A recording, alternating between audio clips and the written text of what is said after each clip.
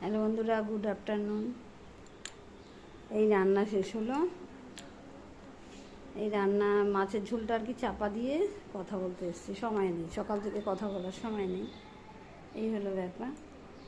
যেটা বলার ছিল বন্ধুরা, সত্যি কথা বলতে কি, সারাদিন সকাল থেকে উঠেই প্রচুর কাজ, প্রত্যেকটা মানুষের প্রচুর কাজ, অনেক সমস্যায় পড়তে হয় অনেক সময়।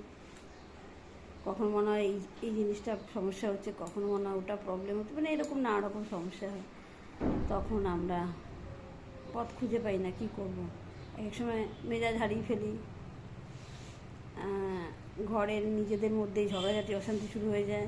সামান্য একটা জিনিস হয়তো খুঁজে পাচ্ছি না, বা কোনো একটা জিনিস দরকার, সেটা হাতের কাছে পাওয়া যাচ্ছে না, এরকম নানা রকম সমস্যার সমাধান করতে হয় আমাদের।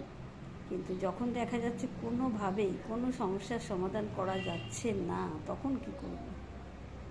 তখন আমি ঠান্ডা মাথায় চুপ করে বসে থাকি, খানিকক্ষণ ভাবি কী করা যায়, কী করা যায়। তাও যখন পথ পাই না, তখন আমার একটাই পথ, চোখ বুজে ঠাকুরের সামনে গিয়ে বসি আর ওনাকে স্মরণ করি অন্তর থেকে, তুমি একটা পথ বের করে দাও ঠাকুর, আমার পক্ষে এই সমস্যার সমাধান করা সম্ভব হচ্ছে না। তখন ঠিক ঠাকুর একটা পথ, ধীরে ধীরে আমার মাথা ঠান্ডা হয়ে যায়। তখন মনে হয় যে ওই কাজটা করলে ঠিক হবে, তখন আমি ওই কাজটাই করি।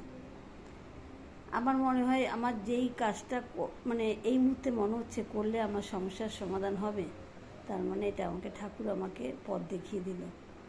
সত্যি তাই, সেটাই হয়, সেই পথেই চলি, তারপর ধীরে ধীরে সমস্যার সমাধান হয়। যারা ভগবানকে বিশ্বাস করো প্রত্যেকেই তাই করবে, ঠিক পথ পেয়ে যাবে। আমি তো তাই করি। টাটা।